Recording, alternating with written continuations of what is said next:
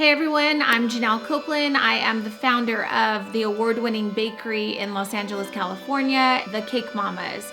I sold my business in 2020 to help bakers like you take their businesses to the next level. And so now I get to spend all of my time coaching and mentoring small business owners like you. I'm happy to have you here. I hope you subscribe to my channel. And in this video, we're gonna be sharing a couple of tips because we're doing a whole series on the 12 days of Christmas. This is day one, and today we're going to talk about finding balance as a small business owner. This is such a buzz topic because I feel like if you are in the beginning stages of your business, you are probably spending a lot of time trying to grow it, trying to gain exposure, trying to make money, and those are some tough times in the beginning stages. If you are still feeling like business is hard and heavy and you need some help, maybe lightening the load, I want to encourage you to visit JanelleCopeland.com because we've got tons of resources from pricing to marketing, you name it, we've covered it, and there's also lots of free stuff here on this channel. But anyways, let's get into finding balance, which again is a very difficult thing to do as a small business owner. Why? Because the tasks never end, right? There's always something you could be doing to grow, to get to more customers, to do something better. And so I understand being on the struggle bus, having this list of to-do items that never goes away. But at the same time, I want to share 3 tips on how you can find more balance in your business as a small business owner, regardless of what stage you're in. Tip number 1 is you need to schedule time to rest and recover. I mean, you need to schedule days off, and you have to do that for a lot of reasons. There's so many studies that show that working yourself to death is obviously unhealthy, but it leads to bigger things like diseases or ailments that wind up costing you more time in the long run than if you would have just taken days off in the beginning to rest and recover and recharge your body. And so I know it sounds like a very simple thing, but so often when I'm meeting other business owners, I ask them, so what's your day off? People have a really tough time answering that. They don't want to take days off because they don't want to step away from the business. They don't want to take their foot off the gas pedal, and they're afraid they're going to lose momentum. And I'm going to tell you, it's a scarcity mindset. Life is meant to be lived, and it is very short. And so we have to operate with that context. And although your business is important, your health and your well-being and your mental health is also a lot more important.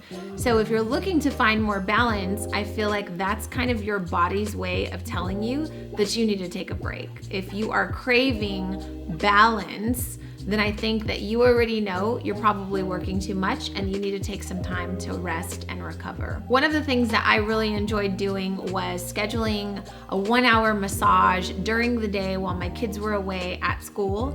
And I would take those days off on purpose so that I can actually rest and recover. Maybe that meant that I would get them off to school and then I'd get to look forward to going to get a massage and resting for an hour, coming home, lighting a candle, journaling, reestablishing my goals, and just taking a nap if I wanted to.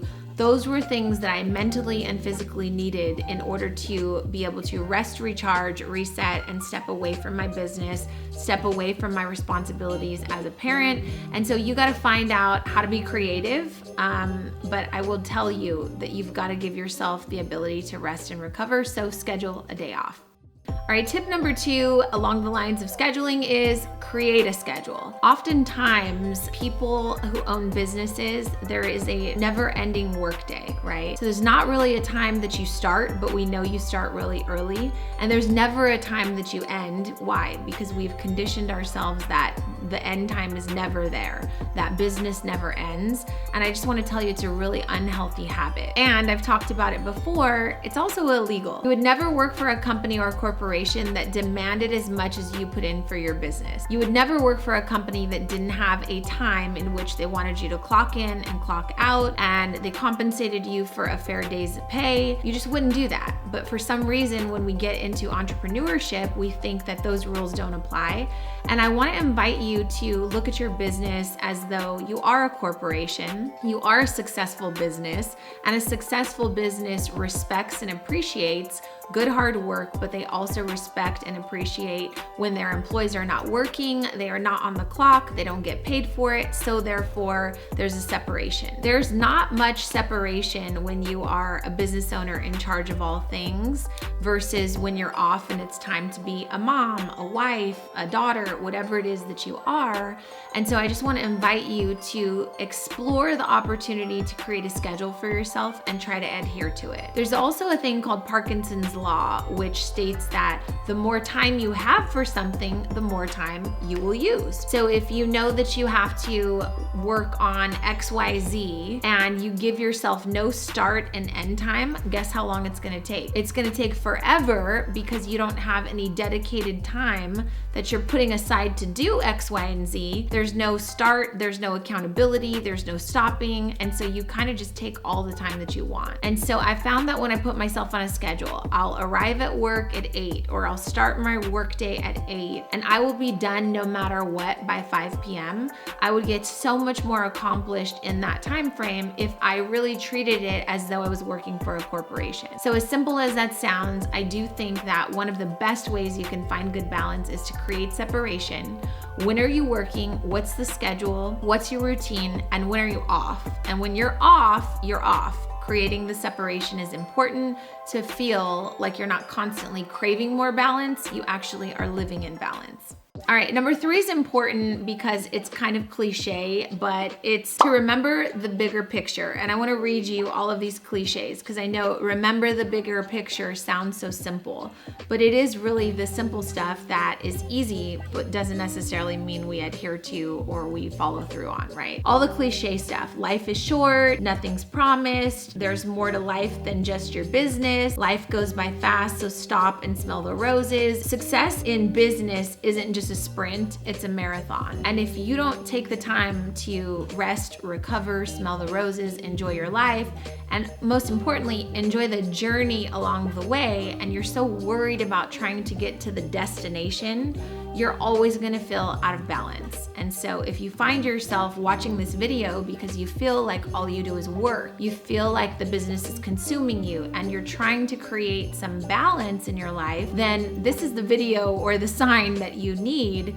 But I'm telling you to remember what's important: your family, your health, your well-being, your mental health, your ability to enjoy life and have moments that are not pertaining to your business is just as important as the success that you want to have in your business. Although making money and creating success in your business is super important, I think that there are a lot more things that are more important. And here's the question: if I asked you, what's the single most important thing in your life right now? If you are a mother, you're gonna say my kids. If you are married, you're gonna say my husband or my spouse. And I just wanna ask you if that's true based on your calendar. Is that true based on your actions every day? Is that true based on your schedule? And if it's not, then I want to invite you to remember what it is that you should be prioritizing over your business. And so this video might just be about permission for you to understand that there's more to life than just your business. But if you are watching this, again, because you want more balance, I'm telling you the answer is to create separation between your business and your personal life and find more joy. So happy day 1. I'll see you guys in video number 2 for the 12 days of Christmas. Let me know what your thoughts are and if you plan on putting any of this into action. I'll see you soon. Bye.